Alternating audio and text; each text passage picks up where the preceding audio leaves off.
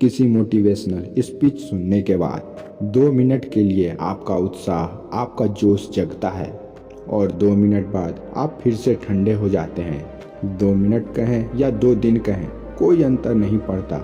Motivation वो होना चाहिए जो निरंतर रहे, जो जीवन पर्यंत रहे। और ऐसा मोटिवेशन आपको किसी वीडियो से नहीं मिल सकता और ना ही किसी स्पीच से मिल सकता है। ऐसा मोटिवेशन जगाने के लिए आपको अपने अंदर से आलस्य को ख़त्म करना होगा। आलस्य को जड़ को समझकर उसे जड़ से उखाड़ कर फेंकना होगा। उसके बाद आपके भीतर एक ऐसा जोश, एक ऐसा उम्मीद, एक ऐसा उमंग, एक ऐसा हौसला का जन्म होगा जो निरंतर आप में बना रहेगा। चलिए मैं आप सबसे एक सवाल पूछता हूँ, क्या आलस्य का ताकत या कमजोरी से कोई लेना देना है? क्या शारीरिक रूप से ताकतवर इंसान आलसी नहीं हो सकता? या फिर शारीरिक रूप से दुर्बल व्यक्ति आलसी नहीं हो सकता? या फिर शारीरिक रूप से दुर्बल व्यक्ति जोशीला या ताकतवर या उत्साह से युक्त नहीं हो सकता? हमने अपने आसपास न जाने कितने ही ऐसे लोगों को देखा है जो शारीरिक रूप से बेहद कमजोर हैं, लेकिन वे आलस कभी नहीं करते। वे हमेशा उत्साह में रहते हैं, हमेशा जोश में रहते हैं। वहीं इसके विपरीत हमने वैसे लोगों को भी देखा है जो शरीर से बेहद ताकतवर हैं। वे जिम करते हैं, व्यायाम करते हैं, लेकिन जब कोई कार्य करने की बारी आती है तो आलस उनके शरीर से दिखाई देने लग जाता है।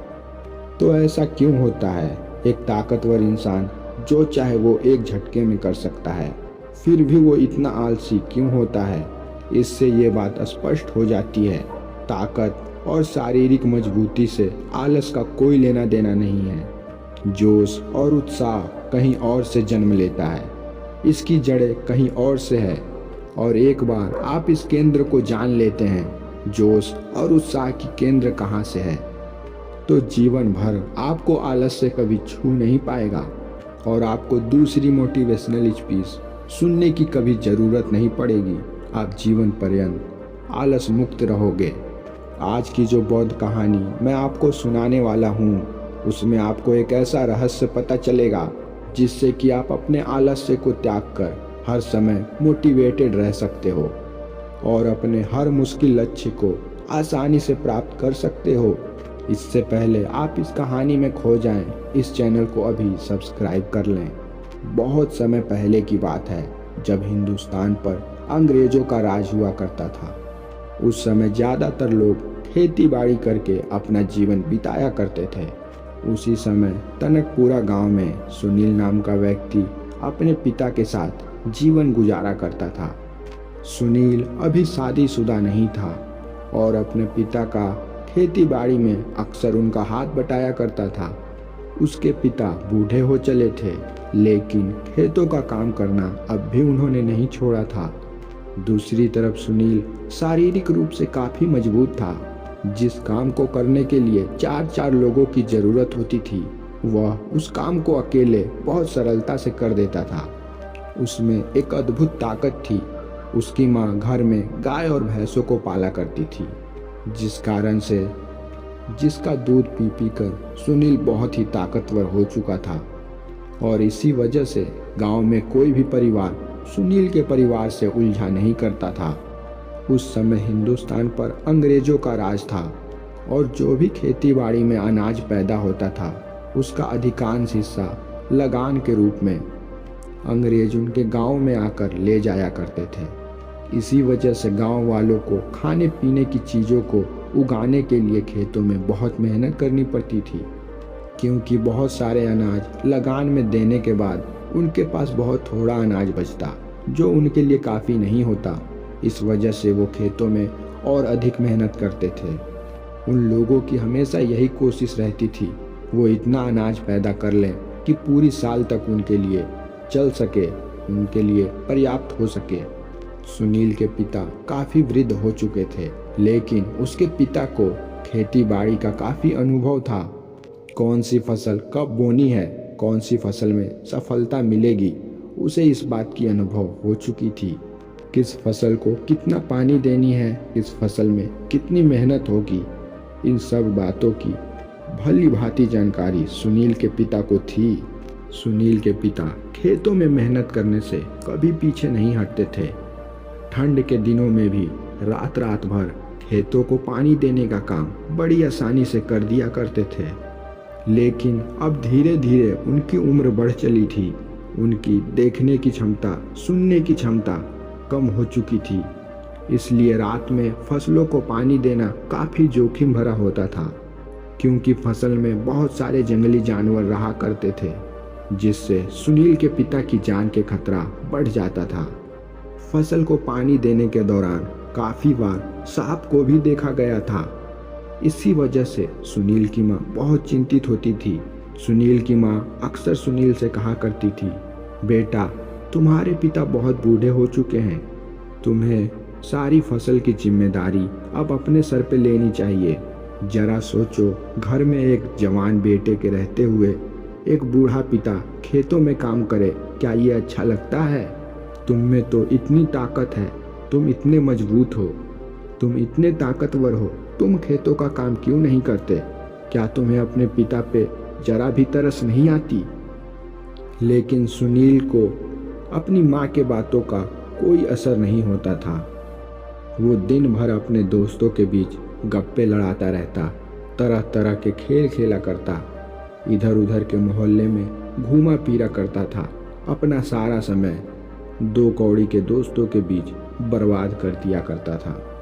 उसने अब तक कभी भी अपने पिता की मदद करने के लिए कभी कदम आगे नहीं बढ़ाया था। एक दिन जब सुनील के पिता फसल में पानी दे रहे थे, तभी अचानक एक जहरीला सांप उनके पैर को काट कर चला गया। उनके आसपास कोई भी व्यक्ति उनकी मदद के लिए मौजूद नहीं था। वे जल्दी जल्दी कदम बढ़ाते हुए अपने घर पे पहुंचते हैं। रात का समय था और अस्पताल भी गांव में आसपास कहीं नहीं था। सबसे नज़दीकी अस्पताल वहां के नगर में था, जो कि गांव से बहुत दूर था। इस कारण से सुनील अपने घायल पिता को उस नगर के अस्पताल को ले जाने के लिए तैयार करता है। तभी इसी दौरान रास्ते में उसके पिता की मृत्यु हो जाती है। अब सुनील लाचार होकर अपने पिता के मृत शरीर को घर लेकर वापस लौट आता है। उसके घर में सन्नाटा छा गया था। अब उसके घर में कोई नहीं बचा था जो घर की जिम्मेदारियों को उठा सके। अब घर में सिर्फ सुनील और उसकी माँ बचे थे। अब घर की पूरी जिम्मेदारी सुनील के कंधों पर थी। सुनील ने कभी सपने में भी नहीं सोचा था उसका जीवन आगे कैसे चलने वाला है।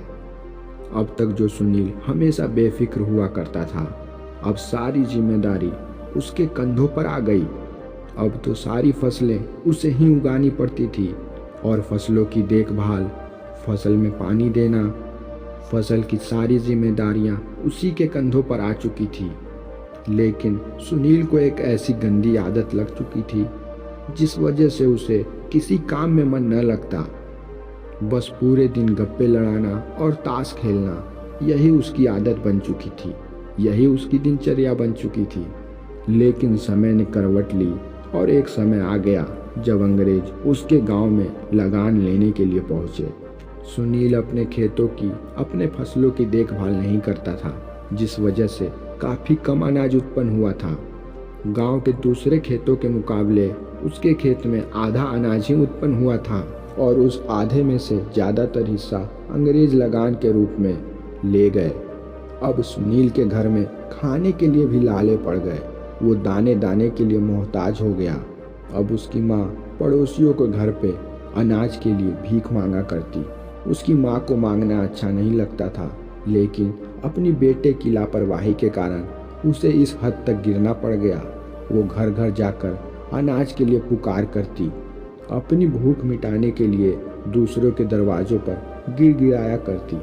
और इधर सुनील बहुत ही आलस में डूब चुका था। अब तो उसके हर खेत बंजर बन चुके थे। ये सब देखकर सुनील की माँ को बहुत आघात पहुंचता था। उसके सीने में एक दर्द सा उठता था। जो परिवार कुछ समय पहले इतना धन संपन्न हुआ करता था, उसके पति के मरते ही वही परिवार दाने दाने के लिए पड़ोसियों के लिए मोहताज हो गया, पड़ोसियों पर निर्भर हो गया। वो अक्सर सुनील को समझाने की बहुत कोशिश करती। उनकी बातों को सुनकर सुनील में कुछ देर तक तो उत्साह उमंग जागता, लेकिन फिर वह फिर से वही अपनी गंदी आदत में डूब जाता। और एक दिन सुनील की माँ जब सुनील को जली कटी सुना रही थी, तब सुनील ने गुस्से भरे शब्दों में कहा, मैं भी चाहता हूँ दूसरे की तरह अनाज उगाना, लेकिन मैं क्या करूँ, मेरा मन अपने वश में ही नहीं है। मैं रोज रात में ये सोचकर सोता हूँ कि सुबह जल्दी उठूँगा, खेत में फसलों पर मेहनत करूँगा, फसलों में पानी दूंगा और सबसे अधिक अनाज उगाऊंगा, अपने घर की सारी समस्याओं को मिटा दूंगा। लेकिन सुबह होते ही पता नहीं मुझे क्या हो जाता है, मुझे बिस्तर छोड़ने का मन नहीं करता। हे माँ, मैं खुद अपने आप से बहुत परेशान हूँ। मैं खुद इन चीज़ों से छुटकारा चाहता हूँ। मैं क्या करूँ, मुझे कुछ समझ नहीं आता। ये सारी बातें सुनील का पड़ोसी भी सुन रहा था। सुनील का ये कथन सुनने के बाद उसके पड़ोसी ने कहा, बेटा, बिल्कुल तुम्हारे जैसे ही मेरे बेटे की भी हालत थी, लेकिन मुझे किसी ने बताया पड़ोस की गांव में एक बौद्ध भिक्षु आया हुआ है। जब मैंने अपने बेटे को उस बौद्ध भिक्षु से मिलाया, पता नहीं उस बौद्ध भिक्षु ने मेरे बेटे से ऐसा क्या कहा, मेरा बेटा अचानक आकस्मिक रूप से एकदम बदल गया। उसकी हर स्वभाव बदल गई। अब वो बहुत मेहनत करता है। अब वो बिना बोले सुबह उठकर खेतों में मेहनत करने चला जाता है। मैं खुद उसका ये बदलाव देखकर बहुत हैरान हूँ। आखिर उस बौद्ध भिक्षु ने मेरे बेटे से ऐसा क्या कहा? मैं तो ये कहता हूँ तुम भी उस बौद्ध भिक्षु से एक बार जरूर मिलो। वो बौद्ध भिक्षु किसी से कोई पैसे तो लेता नहीं है। अगर तुम जाओ, अगर तुम्हारा कोई फायदा नहीं हुआ तो तुम्हारा कोई नुकसान भी नहीं होगा। ये सुनकर सुनील की माँ ने कहा, बेटा, तुम एक बार जाओ उस बौद्ध भिक्षु से मिल लो। अगर उससे मिलने के बावजूद तुम में कोई बदलाव नहीं होता तो मैं खुद को समझा लूँगी, मैं खुद को संतुष्ट कर लूँगी। लेकिन तुम अपने स्तर पर खुद को बदलने की कोशिश तो करो। तुम में तो इतनी क्षमता है, तुम औरों से अधिक ताकतवर हो, लेकिन फिर भी तुम कोई काम नहीं करते हो। तुम एक बार उस बौद्ध भिक्षु से जरूर मिलो। मुझे पूरा यकीन है तुम्हें कुछ न कुछ तो वहाँ से जरूर सहायता मिलेगी। ये सुनकर सुनील अगले दिन ही उस बौद्ध भिक्षु से मिलने के लिए उनके पास पहुँच जाता है और उन्हें अपनी सारी समस्या बता देता है। उसकी समस्या सुनने के बाद बौद्ध भिक्षु कहना शुरू करते हैं, तुम रात में तो ये सोचकर सोते हो तुम्हें सुबह उठकर खेतों में मेहनत करनी है, लेकिन तुम सुबह बिस्तर छोड़ने से भी पीछे हटते हो, तो ऐसा क्यों होता है? ये सुनकर सुनील उस बौद्ध पुरुष से कहता है, हे गुरुदेव, इसी प्रश्न का जवाब तो जानने के लिए मैं आपके पास आया हूँ। उस बौद्ध भिक्षु ने कहा, तुम अपने आप को बदलना तो चाहते हो, ये जाहिर है, लेकिन तुम अपने आप को 2 मिनट में ही बदलना चाहते हो। 2 मिनट तक तुम्हारे अंदर जोश उत्साह उठता है और फिर से वो ठंडा हो जाता है। इसीलिए तो तुम रात में ये सोचकर सोते हो, लेकिन सुबह उठकर ऐसा बिल्कुल कर नहीं पाते हो, क्योंकि 2 मिनट का उत्साह जोश तुम्हें केवल दुख ही देगा। तुम वो काम कभी पूरा नहीं कर पाओगे जो तुमने ठाना है, और फिर तुम यही सोचोगे, मेरा जोश और उत्साह किसी काम का नहीं है। फिर तुम निराशा में ही डूब जाओगे। इसीलिए किसी बात पर भी अकस्मात रूप से जोशीले मत हो जाओ। हमेशा अपने मन को शांत रखो और शांत मन के साथ एक निरंतर जोश और उत्साह को उत्पन्न करते रहो। इसके लिए मैं तुम्हें 5 रास्ते बताता हूँ, जिसे जानकर तुम जीवन पर्यंत हमेशा जोश उत्साह में रह सकते हो, जिसे जानकर तुम्हें किसी काम को करने में कोई परेशानी नहीं आएगी। सबसे पहला सिद्धांत, अपने लक्ष्य की ओर हर दिन एक कदम बढ़ाने की कोशिश करो, बस एक कदम। तुम्हें पूरा काम एक दिन में खत्म नहीं करना है, बस उस काम का 1% हिस्सा हर रोज करना है। और यहीं पर दुनिया का अधिकांश इंसान गलती कर बैठता है। वो हर काम को बस एक झटके में करना चाहता है। क्या भला ऐसा कभी संभव हो सकता है? तुम इस पर खुद विचार करो। क्या तुम एक दिन में ही अपने खेतों पर फसल उगा सकते हो? तुम ऐसा कभी नहीं कर सकते। फसल उगाने का काम धीरे धीरे होता है, इसीलिए तुम रोज अपने फसल उगाने की तरफ एक कदम बढ़ाना शुरू करो। जैसे जब फसल उगाने की बारी आई तो एक दिन जाकर तुम खेतों को तैयार कर दो और धीरे धीरे हर दिन खेतों में फसल उगाने का काम बढ़ाते रहो। और इस तरीके से तुम्हारा जोश और उत्साह हर दिन बढ़ता रहेगा, क्योंकि जैसे जैसे तुम हर दिन अपनी मंजिल की तरफ एक एक कदम बढ़ाओगे, फिर तुम ये पाओगे तुम अपनी मंजिल की तरफ करीब बढ़ते जा रहे हो। मंजिल तुम्हारे नज़दीक आते जा रही है। जब कोई व्यक्ति पहाड़ पर चढ़ने की कोशिश करता है, शुरुआत में पहाड़ उसे बहुत ऊंचा दिखता है। अधिकांश व्यक्ति तो पहाड़ की ऊंचाई को देखकर ही पहाड़ चढ़ने के फैसले को बदल देते हैं। लेकिन वहीं पर जो व्यक्ति ये निश्चित कर लेता है वो थोड़ा थोड़ा चढ़ेगा, तो एक दिन वो पहाड़ पे चढ़ लेता है। इसीलिए पहला सिद्धांत, रोज अपनी मंजिल की तरफ एक कदम बढ़ाओ, न ज़्यादा और न कम। दूसरा सिद्धांत जो आलस्य को दूर कर देता है वो ये है, हम भांति भांति का खाना खाते हैं, धूम्रपान करते हैं, नशीले पदार्थों का सेवन करते हैं, जिससे हमारे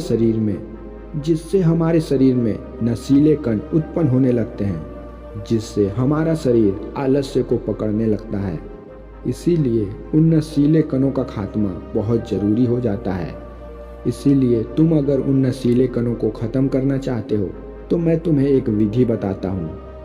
रोज़ तुम्हें जागने के बाद तिल का तेल लेना है, उसे अपने मुंह में भरने के बाद उसका कुल्ला करना है। ये प्रक्रिया तुम्हें 21 दिनों तक करनी है। इस प्रक्रिया से तुम्हारे शरीर में मौजूद हर नशीले कण का अंत हो जाएगा और तुम्हारा शरीर विद्युत की भांति कार्य करने लगेगा। तुम्हारी सोचने की क्षमता, तुम्हारी कार्यकुशलता पहले से अधिक बढ़ जाएगी। तीसरा सिद्धांत जो आपके आलस्य को जड़ से उखाड़ कर फेंक देगा वो ये है, स्वाद को भुलाकर वो खाओ जो सीधे प्रकृति से पैदा होता हो। हम अक्सर वो चीज़ खाते हैं जो इंसानी हाथों के द्वारा बनाई जाती है। हम सीधा प्रकृति से मिलने वाला भोजन ग्रहण नहीं करते। इसीलिए जो भोजन हमें सीधा प्रकृति से मिलता हो, जैसे फल, सब्जियां, रोटी, सब्जी इत्यादि इत्यादि, इस तरह का खाना खाने से आपका शरीर आलस्य से दूर रहेगा और ऊर्जा से भरा रहेगा। हम अक्सर देखते हैं आज का युवा पीढ़ी अक्सर अपने स्वाद के लिए ही खाना खाते हैं। वो ऐसी ऐसी चीज़ों का सेवन करते हैं जो ऐसी प्रक्रियाओं से बनी होती है। अगर आप उन प्रक्रियाओं को देख लें तो आपको खाने का मन भी नहीं करेगा। जैसे बाजार में चाउमीन, मोमोज, बर्गर, गोलगप्पे इत्यादि इत्यादि। इस तरह का खाने का सेवन करने से आपके शरीर में नशीले कणों का उत्पादन होता है और नशीले कण आपके पेट में चिपक जाते हैं जो आपके अंदर आलस्य पैदा करते हैं। इसलिए खाना वो खाओ जो आपके शरीर को ताकत प्रदान करे, और ताकत वो खाना मौजूद करता है जो प्रकृति से सीधा प्राप्त होता है।